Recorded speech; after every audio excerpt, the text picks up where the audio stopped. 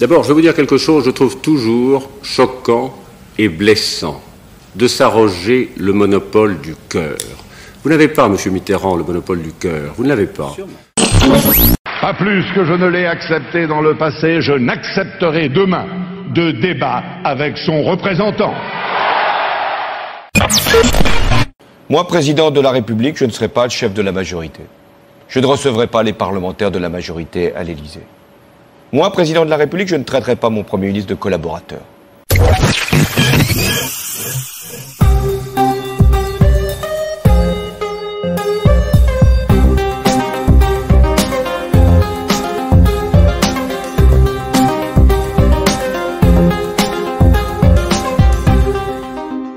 Salut et bienvenue dans Media Story, histoire, portrait, affaires. Media Story, c'est le podcast qui raconte les médias.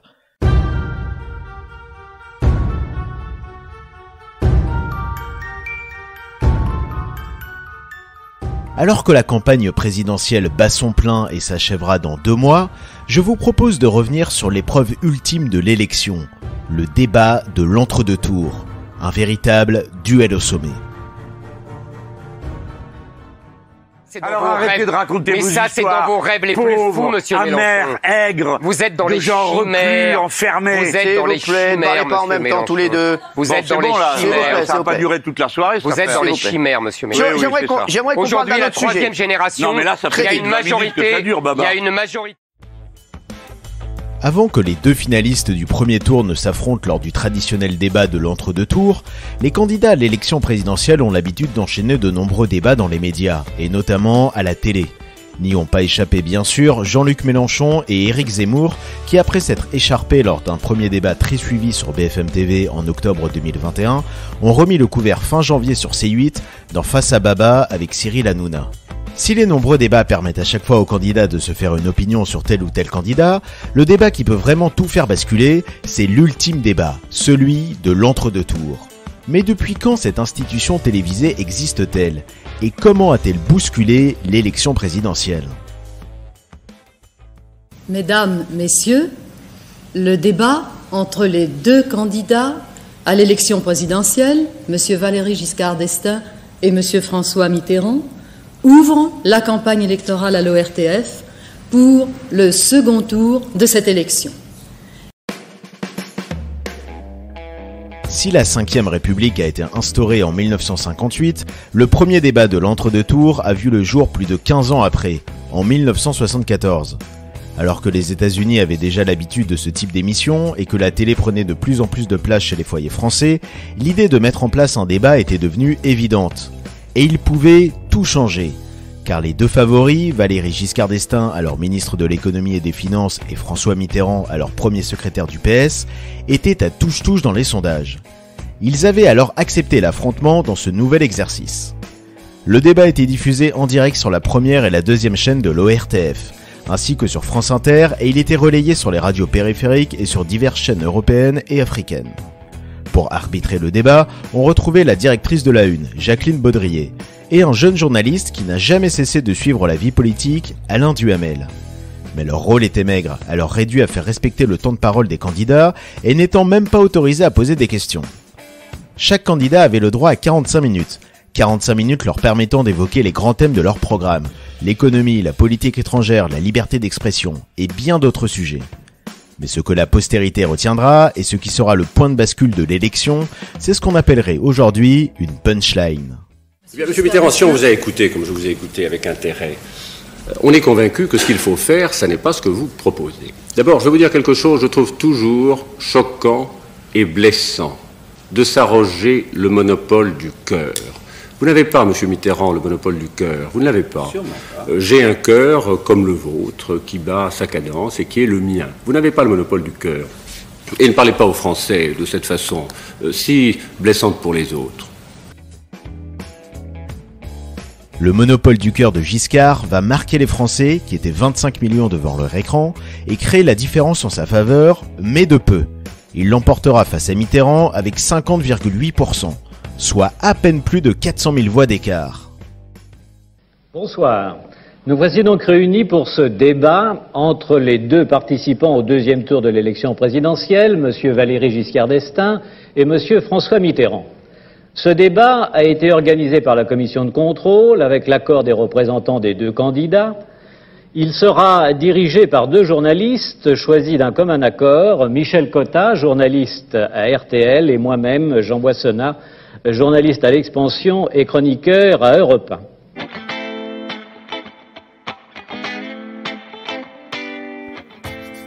On prend les mêmes et on recommence. Après un septennat, en 1981, Valéry Giscard d'Estaing était candidat à sa réélection.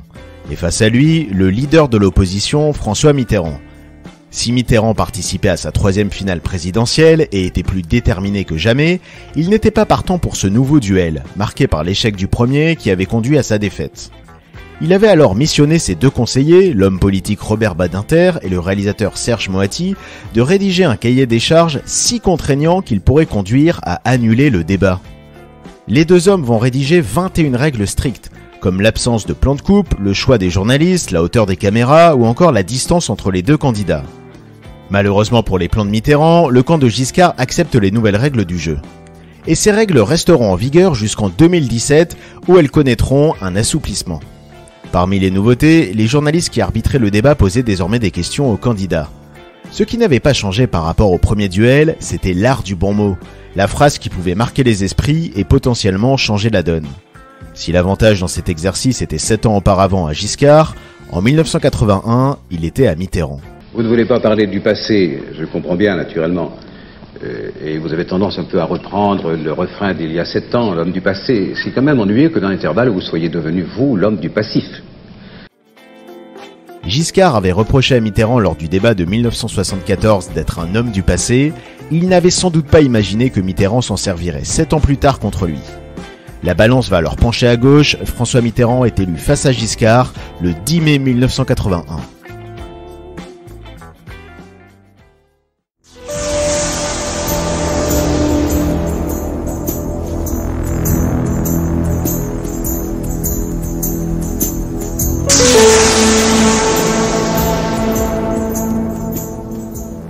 Bonsoir. Bonsoir. Bonsoir, Monsieur Mitterrand. Bonsoir. Bonsoir, Monsieur Chirac. Bonsoir.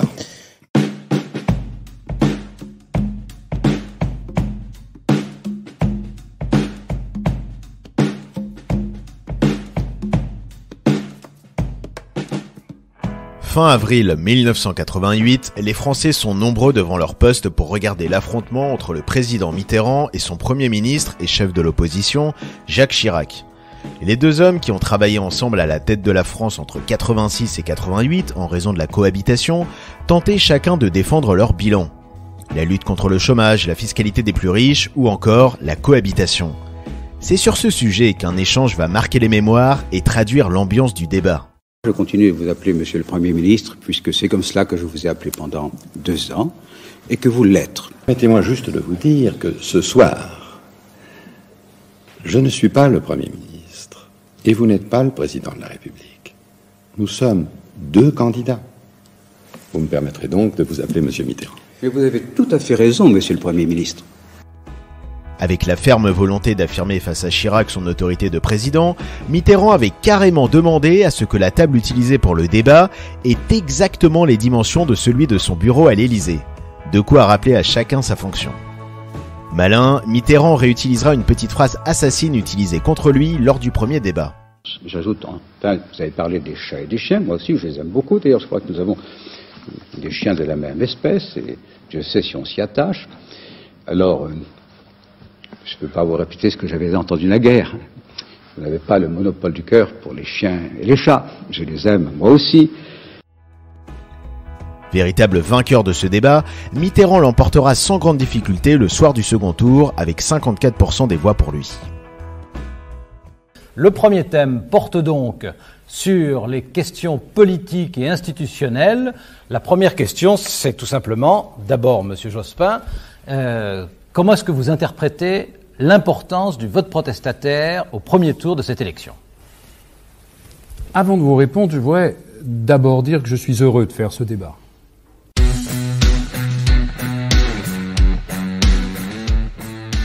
Ce soir du 2 mai 1995, tous les éléments du débat de l'entre-deux-tours étaient réunis. Les deux candidats représentant la gauche et la droite française, Jospin et Chirac, deux journalistes arbitres, Guillaume Durand et celui qui avait inauguré la formule 20 ans plus tôt, Alain Duhamel. Le même studio que depuis le début, le 101 de la Maison de la Radio, et un décor très sobre, mais aussi en coulisses les conseillers de chaque candidat. Il y avait un point de différence majeur en revanche par rapport au précédent débat, l'ambiance. Si elle fut électrique auparavant, entre Jospin et Chirac, la courtoisie était de mise. Libération titrera ainsi le lendemain « Chirac-Jospin, le débat des gentlemen candidats ». Chaque candidat n'était en effet pas avare en amabilité vis-à-vis de son opposant. Un point de divergence va tout de même faire mouche pendant le débat, sur la question du quinquennat. Et donc, moi, je suis le premier à dire, si je suis élu par les Français, je proposerai cette réforme, car je pense que dans une fonction d'une telle responsabilité que celle de la présidence de la République, c'est trop long que 7 ans, à mon avis, surtout si ce mandat peut être renouvelable. En somme, je voudrais dire, en badinant bien sûr, mais avec un fond de sérieux, qu'il vaut mieux 5 ans avec Jospin que 7 ans avec Jacques Chirac. Ça serait bien long, ça serait bien long. Ce trait d'humour de Jospin vint égayer le débat qui pour certains était assez ennuyeux, à commencer par l'un de ses co-animateurs, Guillaume Durand, qui déclara plus tard que Chirac n'avait aucune intention de perdre et que Jospin n'avait pas la moindre intention de gagner. Alain Duhamel, également co-animateur, dira à propos de Chirac et Jospin que respectivement, l'un allait être président et que l'autre voulait devenir présidentiable. Et effectivement, Chirac sera élu et Jospin deviendra la figure de l'opposition, ce qui lui vaudra de rejoindre son rival à la tête de l'État en devenant Premier ministre lors de la 3e cohabitation en 1997. Il est 20h, voici notre estimation du résultat du premier tour de l'élection présidentielle.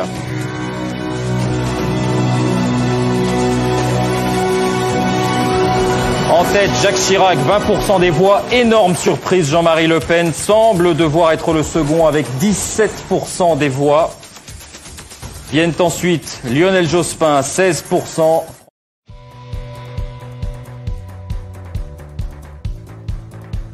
Ce soir du 21 avril 2002, le résultat du premier tour des élections présidentielles est une onde de choc. Pour la première fois dans l'histoire politique française, un candidat d'extrême droite se retrouve au second tour. Cette situation inédite conduira au retrait de la vie politique du candidat de la gauche, Lionel Jospin, qui n'imaginait pas une seule seconde ne pas se retrouver au second tour. Imaginez juste une minute, monsieur le Premier ministre, monsieur le candidat, que vous soyez pas au second tour. Oui. Vous votez pour qui? Non, j'ai une imagination normale, mais tempérée par la raison quand même. Ouais. Donc, c'est impossible. Si, mais disons pas ça, mais ça me paraît assez peu vraisemblable. Pour Jacques Chirac, il se posait alors une question. Devait-il respecter la tradition du débat de l'entre-deux-tours? Un rituel médiatique, certes pas obligatoire, mais auquel aucun finaliste à la présidentielle n'avait dérogé depuis 1974. Un rendez-vous extrêmement suivi. Dans le camp de Chirac, les avis étaient plutôt défavorables. Dans le reste de l'échiquier politique, certains estimaient que ce débat devait avoir lieu, comme François Hollande à gauche, qui pensait que la confrontation pouvait être un moyen de marquer la différence entre les valeurs républicaines et l'extrême droite. Quant à Jean-Marie Le Pen et à son entourage, il était inenvisageable qu'il n'y ait pas de débat. Finalement, Jacques Chirac va trancher. Pas plus que je n'ai accepté dans le passé d'alliance avec le Front National, et ceci quel qu'en soit le prix politique.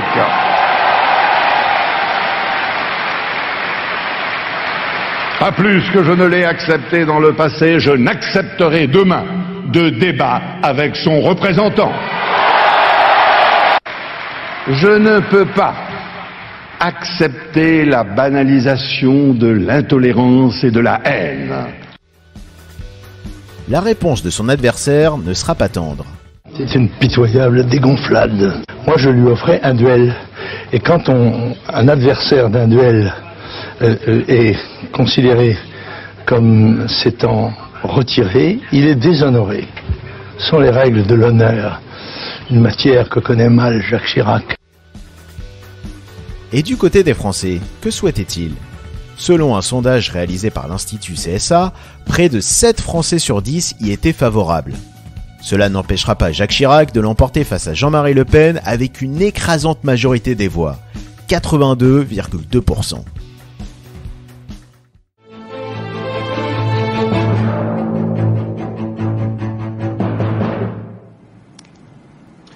Bonsoir à tous. Bonsoir Ségolène Royal. Bonsoir Nicolas Sarkozy. Bonsoir. Alors vous êtes évidemment très nombreux, nous l'imaginons, ce soir pour suivre ce débat en France, mais aussi à l'étranger puisqu'il est diffusé en direct par de nombreuses chaînes en Europe, mais aussi dans le monde entier. Ce face-à-face est attendu, il n'y en a pas eu depuis 1995, depuis 12 ans en France, et les Français vous ont donc choisi, Ségolène Royal et Nicolas Sarkozy, pour ce second tour de l'élection présidentielle. Alors...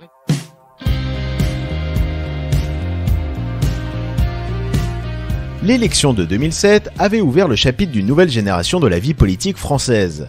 Qualifié pour le second tour, on retrouvait le leader incontesté de la droite et omniprésent dans les médias, Nicolas Sarkozy. Et la représentante de la gauche, ne bénéficiant pas de tous les soutiens dans son camp, mais largement plébiscitée par les militants lors de la primaire de 2006, Ségolène Royal. Pour la première fois, le débat n'avait pas lieu depuis la maison de la radio, mais depuis les studios de Boulogne, habitués à accueillir des tournages de films et d'émissions de télé. Le casting qui gérait le débat réunissait du beau monde. Pour l'animation, la renommée journaliste Arlette Chabot, alors patronne de l'Info de la 2, et la superstar du JT de la 1, PPDA. Du côté de la réalisation, on retrouvait le pape des réalisateurs du PAF, Jérôme Revon. Un véritable référent dans le métier, ayant réalisé aussi bien des émissions comme Burger Quiz ou Envoyé spécial, que des grands événements comme les JO de Barcelone de 1992 ou le passage à l'an 2000. Jérôme Revon confiera plus tard quelques secrets de coulisses, comme lorsque Ségolène Royal, profitant de l'absence de plan de coupe, et donc on ne la voyait pas pendant que son adversaire parlait, s'était mis du rouge à lèvres lors d'une prise de parole par Nicolas Sarkozy. Mais cela ne suffira pas à le déstabiliser. Et il peut même remercier son opposante, car si Sarkozy est plutôt réputé comme colérique, c'est une colère de Royal qui va lui profiter. Non, monsieur Sarkozy, tout n'est pas possible dans la vie politique. Tout n'est pas possible. Ce discours, cet écart entre le discours et les actes, surtout lorsqu'il s'agit d'enfants handicapés, n'est pas acceptable. Et je suis très en colère. Et les parents et les familles qui vous en... Et les parents... Non, je ne me calmerai pas. Ne montrez pas du doigt avec cet index pointé, parce que franchement... Non, je ne me calmerai pas. Non, je ne me calmerai pas. Je ne me calmerai pas. Pour être président de la République, il faut être calme. Non. Pas quand il y a des injustices. Il y a des colères qui sont parfaitement saines. La colère saine de Ségolène Royal sur le sujet de la scolarisation des enfants handicapés va profiter à son adversaire. Nicolas Sarkozy remportera le second tour avec 53% des voix. Des années plus tard, Ségolène Royal avouera trouver curieux qu'on ait retenu que cela et que les reproches à son encontre seraient purement sexistes. On notera également que la récente chaîne BFM TV avait créé l'événement cette année-là en organisant et en diffusant pour la première fois, et quelques jours avant le débat de l'entre-deux tours, un débat entre les deuxième et troisième candidats dans les sondages, Ségolène Royal et François Bayrou.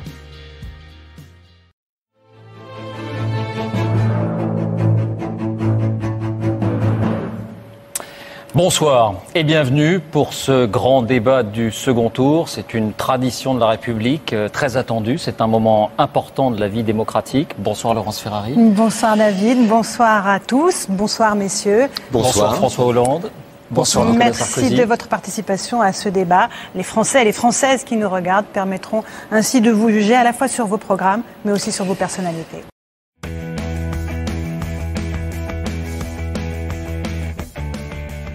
Cinq ans, jour pour jour après son débat face à Ségolène Royal, Nicolas Sarkozy est prêt à entamer un nouveau débat de l'entre-deux tours avec son adversaire, favori à l'issue du premier tour et chef de la gauche, François Hollande. Si l'exercice est nouveau pour Hollande, c'est loin d'être le premier débat que les deux hommes ont disputé. Ils se sont affrontés en face à face plusieurs fois dans leur vie polique, comme en 1999 pour les élections européennes. Nous devons harmoniser la fiscalité, faire un pacte européen pour l'emploi, faire l'Europe sociale, mais effectivement, c'est une question qui n'intéresse pas M. Sarkozy. Nicolas Sarkozy, 1 minute pour conclure. Franchement, je vois pas en quoi ça m'intéresse pas. Ne perdez pas de temps et ne lui répondez pas. C'est toujours pareil avec vous, il est gentil au début, puis après ça tourne mal. Bon, c'est comme ça, c'est pas désagréable. Vous ne l'êtes ni au début ni à la fin, donc... Les deux hommes ne se sont jamais appréciés et ont des visions opposées sur l'essentiel des sujets. Cela se ressentait bien le soir du débat de 2012. L'ambiance était tendue, chacun multipliant alors les attaques personnelles et les piques envers son adversaire.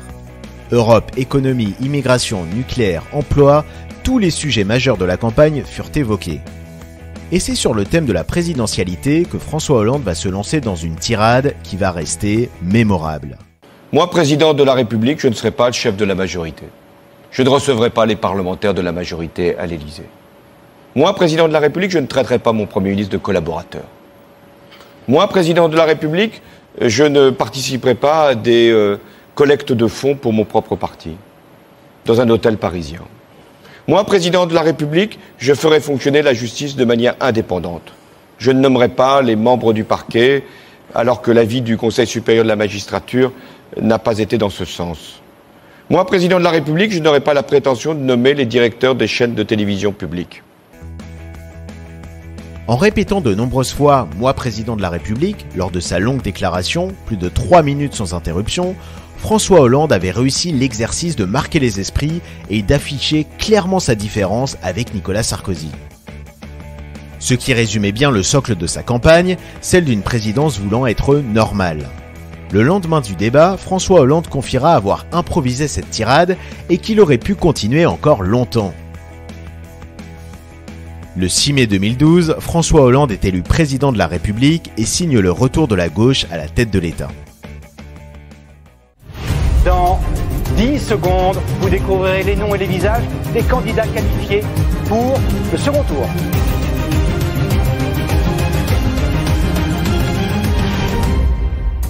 Il est 20h et vous le voyez, Marine Le Pen et Emmanuel Macron sont qualifiés pour le second tour. Ce soir du 23 avril 2017, les résultats du premier tour des élections présidentielles sont inédits dans la vie politique du pays. Pour la première fois, ce ne sont pas les représentants de la gauche et de la droite qui sont qualifiés. Les deux candidats illustrent bien d'ailleurs la fin de l'éternel clivage droite-gauche.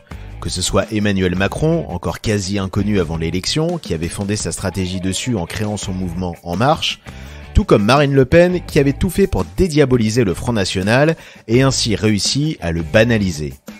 Et effectivement, contrairement au raz-de-marée que la qualification de son père en 2002 avait créé, en 2017, ce n'était pas le cas. Si Jacques Chirac avait refusé de débattre avec Le Pen père, Emmanuel Macron avait accepté la confrontation avec sa fille.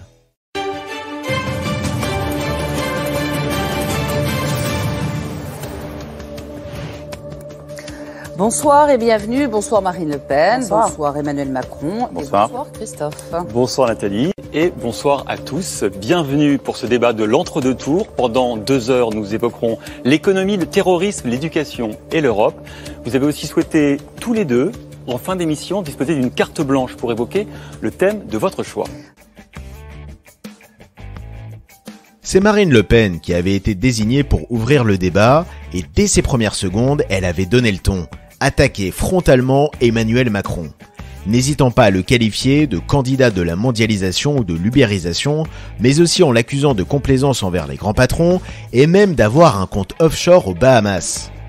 Si la candidate de l'extrême droite avait tout misé sur une stratégie offensive, c'était au détriment d'une préparation minutieuse de ses dossiers. Ce que ne manquera pas de relever son adversaire en pointant du doigt ses erreurs sur plusieurs sujets évoqués. Mais voilà, mais Madame Le Pen, vous ne parlez pas du même sujet. Vous parlez d'Alstom et de General Electric. Laissez-moi terminer. Mais le nos concitoyens lendemain du méritent mieux que départ ça. de Monsieur Montebourg, vous avez accordé, alors qu'il le refusait, la vente de SFR. Et c'est la réalité. Pourquoi vous l'assumez pas? Assumez-le. Mais je l'assume C'est ce que d'autant vous faites plus que le mieux, de vous- dépecer des entreprises et de faire des fusions-acquisitions. Ça, vous savez très Madame bien Le faire. Pen. Il n'y a aucun problème. Vous êtes en train de lire une fiche qui ne correspond pas au dossier que vous avez cité. C'est triste pour vous, parce que ça montre votre impréparation à nos concitoyens. Emmanuel Macron, lui, s'était parfaitement préparé à cet affrontement. Et il avait même prévu la stratégie de Marine Le Pen. Il y avait même participé en amont. Cette tactique sera révélée par des membres de son équipe après le débat. La veille du débat, alors invité sur BFM TV, Emmanuel Macron avait laissé entendre, en off, que si Marine Le Pen se montrerait trop hostile envers lui pendant le débat, il pourrait quitter le plateau de l'émission.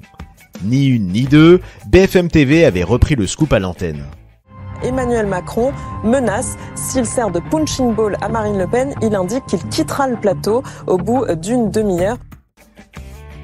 Pour Marine Le Pen et son équipe, ils étaient encore plus convaincus que la bonne stratégie était d'attaquer Emmanuel Macron tous azimuts. Finalement, ce débat va s'avérer catastrophique pour Le Pen. Au lendemain de la confrontation, la presse ne sera pas tendre avec la candidate d'extrême droite. Libération écrivit « Un débat et de gros dégâts pour le FN ». Le Monde parla d'impossible débat et Marianne de naufrage. La presse étrangère en dit autant. En Espagne, selon le journal El Mundo, Le Pen avait anticipé la défaite électorale et avait tenté de se hisser au rang de futur chef de l'opposition. Dans le quotidien britannique The Daily Telegraph, on a pu lire que Marine Le Pen a oublié la règle numéro 1 d'un débat télévisé, rester calme et apparaître de stature présidentielle. Ou encore, d'après le quotidien allemand Die Welt, les Français ont assisté de loin au pire débat télévisé entre deux candidats à l'élection présidentielle dans l'histoire de la Ve République. Dans les urnes, le résultat sera sans appel. Il est 20h, voici le nouveau président de la République et c'est Emmanuel Macron avec 65,1% des suffrages qui arrive en tête et qui devient donc le nouveau président de la République. Marine Le Pen obtient ce soir, lors de ce second tour, 34,9% des voix. La stratégie de Marine Le Pen pendant le débat de l'entre-deux tours a donc clairement été contre-productive. Selon Gérard Courtois, éditorialiste au Monde, il a eu un effet dévastateur pour la candidate et c'est l'un des seuls débats qui a vraiment eu un impact sur le vote aussi fort. Macron était effectivement crédité de 59% d'intention de vote avant le débat, il aura obtenu au final 66% des votes, soit 7 points de plus. Une situation inédite. Car si les précédents débats ont pu certes avantager ou désavantager tel ou tel candidat, ils n'ont jamais réellement modifié sensiblement le rapport de force d'une telle manière. Car en effet, d'après plusieurs fins observateurs de la politique, tout est joué avant le débat, et il ne fait que conforter l'électeur dans ses convictions. Comme l'affirme le politologue Christian Delporte, qui pense que l'électeur retient ce qu'il a envie d'entendre et estime que son champion a été le meilleur. D'ailleurs, toujours selon lui, le débat pourrait davantage changer les lignes s'il était proposé bien plus en amont par rapport au vote du second tour. Comme cela a pu se vérifier par exemple en Angleterre, où en 2010, un candidat méconnu avait, grâce à sa bonne prestation dans un débat face à ses opposants ayant lieu 3 semaines avant les élections législatives, permis à son parti de gagner 5 points de plus que les prévisions. Quelle sera l'affiche du débat de l'entre-deux tours des élections présidentielles actuelles ? Assisterons-nous à un match retour Macron-Le Pen ? Parmi les candidats bien placés dans les sondages, Mélenchon, réputé pour sa verve, ou Zemmour, habitué des confrontations sur les plateaux télé, seront-ils de la partie ? Réponse dans 2 mois.